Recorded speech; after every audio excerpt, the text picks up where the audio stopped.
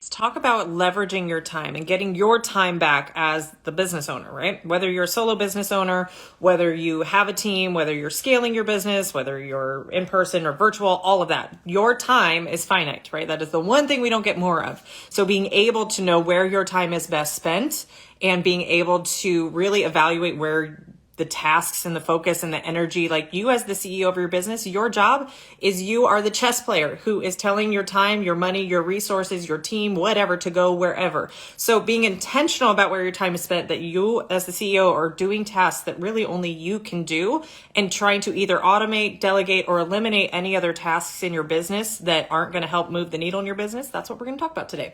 If this is your first time joining me, my name is Tara Walsh. I'm a business coach for beauty business owners. So if you have a beauty service-based business, I'm your gal. All right. So this was something that I didn't even realize I was doing this morning with intention to trying to get more of my time back. We are developing a brand new program called Society Accelerator, which is going to help people hire their first profit producing team member in 90 days or less. And so a lot of what goes into developing a program is making sure that it is what it is I want it to be. And also like onboarding emails, the customer client experience, there's just a lot that goes into the program creation side of it. So there are things in there. There's a lot of tasks, right? Like it's a project and we need to build it out as a project. And so for those of you that are educators, you probably have had a similar experience of like, I have a curriculum and I need to get it out in the hands of people and market it and all that. So there's a lot of like these little tasks and a lot of things that are kind of still left undone that need to get done. And so I wrote out my to-do list, and yes, I'm old school, right? And I write it out on paper. I do have to-do lists in my phone as well. To me, it helps when I get it all out on paper. So when I started to do this, I actually looked at my list. Now, I will say I'm at the point where I have built out a team. I do have quite a few team members. I have three strategic, like senior level team people, and they all have assistants of various sorts. And so we do have a fairly decent sized team. So really, I can have the leverage of getting my time back by way of my team. And so here's the thing, even whether you have a team or not, you're probably spending time doing things that aren't really going to do anything in your business. For example, one of our society, our Lashpreneur society members, which is our monthly membership for helping lash artists go from overlooked to fully booked, asked, does anybody know how to integrate basically her booking software with an online form so her clients can have, fill out a consultation form essentially, and she can have that kind of marry with the booking appointment, because what she really wants is this fully customized, beautiful form that for this client, she can like withdraw on at any point.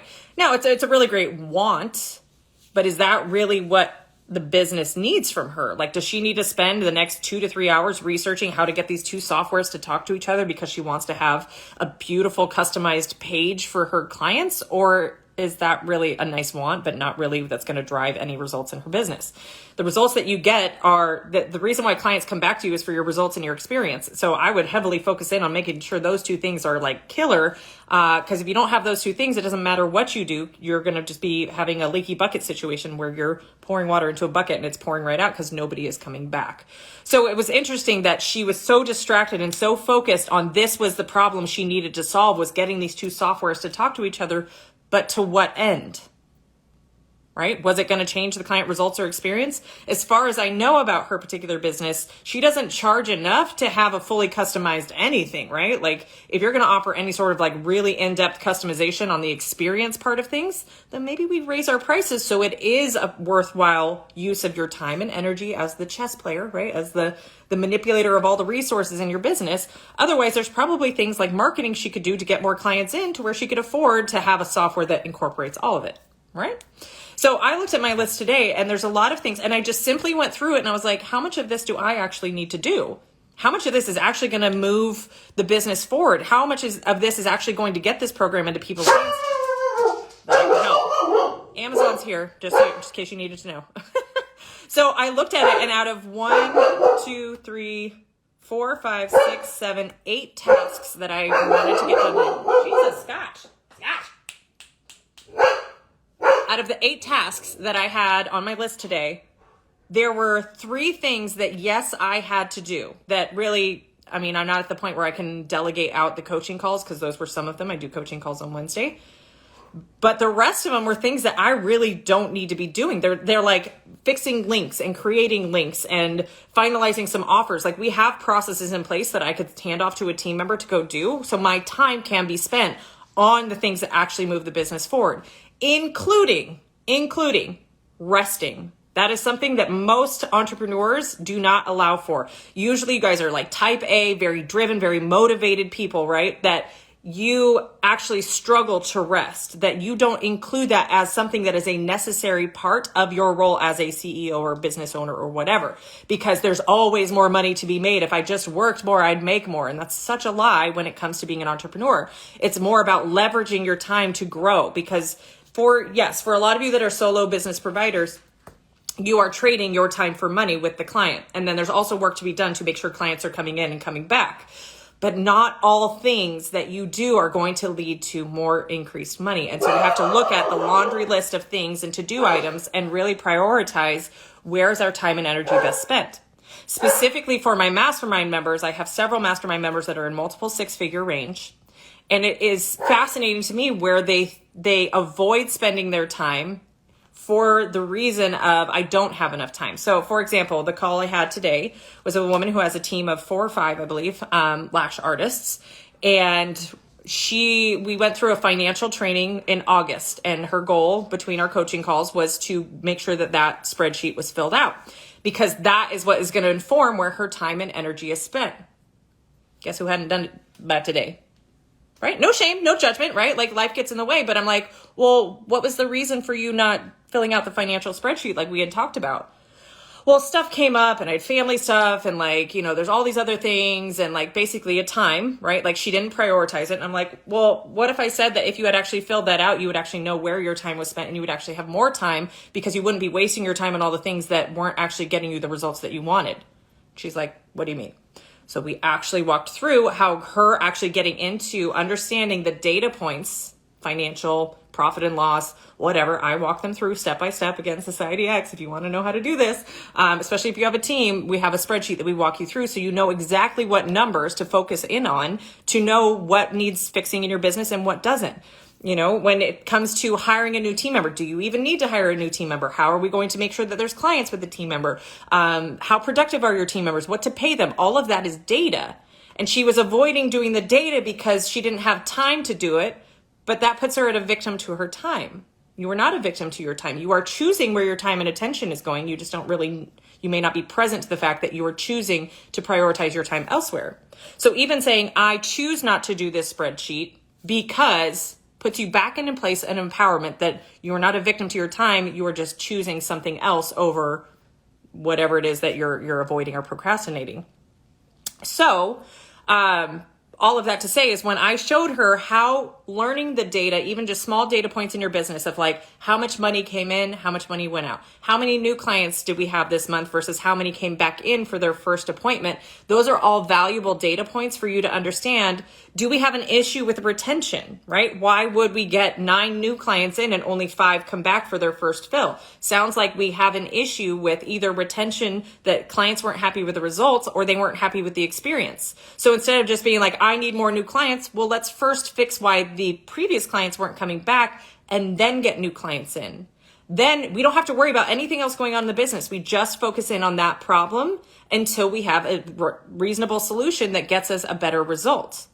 Right. And so all of this, I've got to post to Instagram, and I've got to learn how to do Google ads, and I've got to be on TikTok, and I've got to figure out how to do Google My Business, and like all these different ideas become shiny object syndrome when if you just focus in on what was already working and making it better.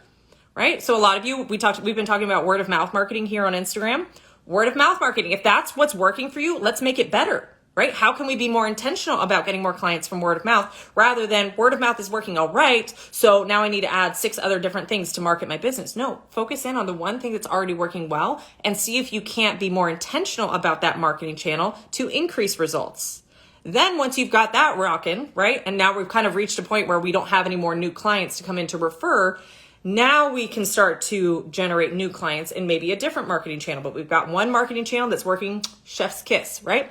So this is where to really look, and you got to have bandwidth to be able to focus in on this stuff. You got to know where your time and attention is best spent. And a lot of y'all are spending a lot of time on shit that don't matter in your business. That at the end of the day, it's not going to make a difference in the client's experience or results. So why are we doing it? Because most of you are making decisions based off of scarcity and lack of like, I need money now.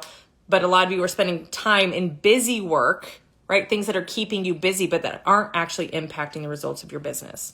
Like trying to get two softwares to integrate. Like I understand like for seamless, if that speeds up the process, sure. But how much time are you really getting back with that integration as opposed to that same amount of time being used towards being proactively and reaching out on Instagram to potential customers or crafting a signature client experience that's really great. So the new clients you get in are like hooked on how they feel when they're at your salon or whatever.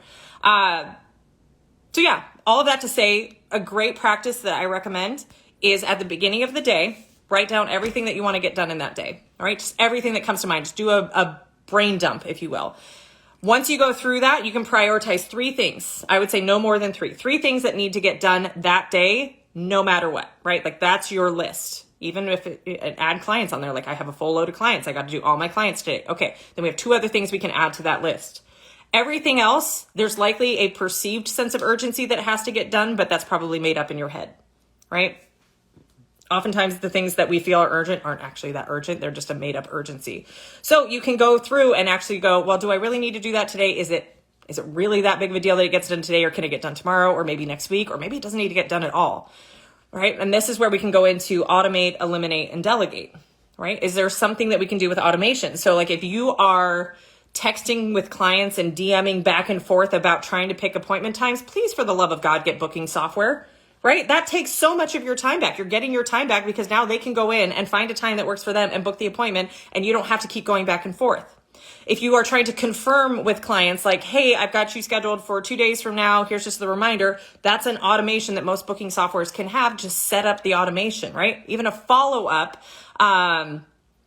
to their appointment, like set up an automated email to go out 24 hours after their appointment to gauge, their satisfaction with the results and the experience.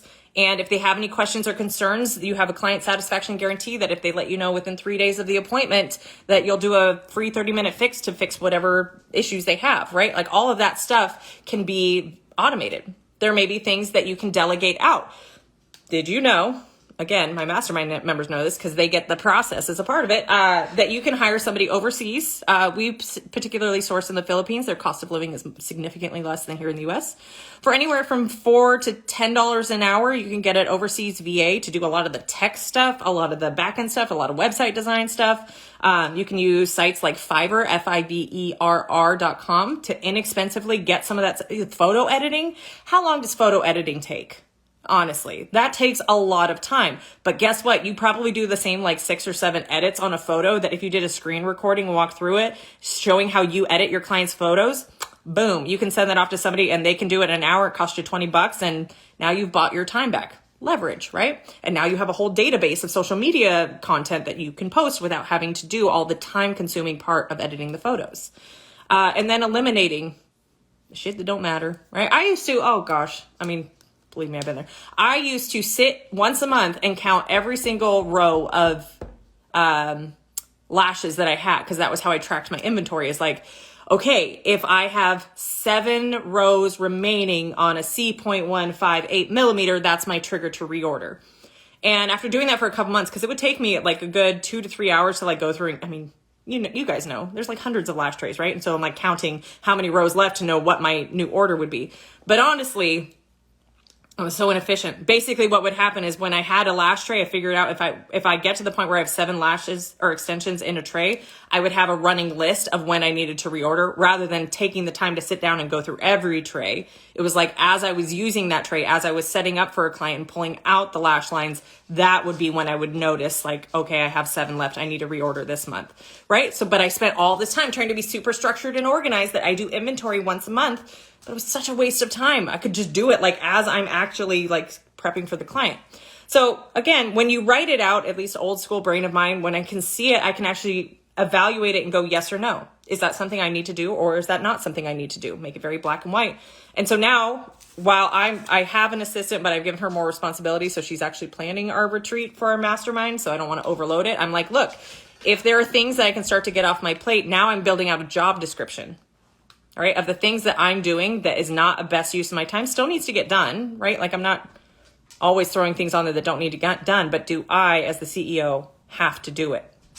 And can I delegate that out? So now I'm starting to build out a list of a job description that somebody can do. So if I hire an assistant or a virtual assistant or I need some part-time help or whatever, now all of a sudden I have a job listing of things that they can help me out with rather than I'm so busy, I can't even think about it. Now I can see like I need somebody to enter in links on the website and change up links. That's something I can hand off. I need somebody to find our replay videos and be able to file them in the right folder. That's not something I have to actually go in and manually do. I can hire somebody at a much lower rate to do it than it would cost me as the CEO, because even like writing emails, that's technically something I could hand off, but I actually really enjoy it. And so I want to stay in the tasks and activities that I enjoy, that I'm good at, that only I can do. And that's really going to drive results in the business. So that is my chat for you today, guys. I hope that was valuable.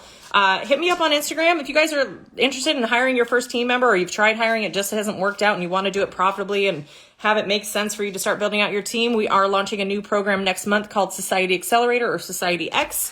So DM me #hire and we can chat more about whether that's the right fit for your business or not. Otherwise, I will talk with you soon. Have a good one.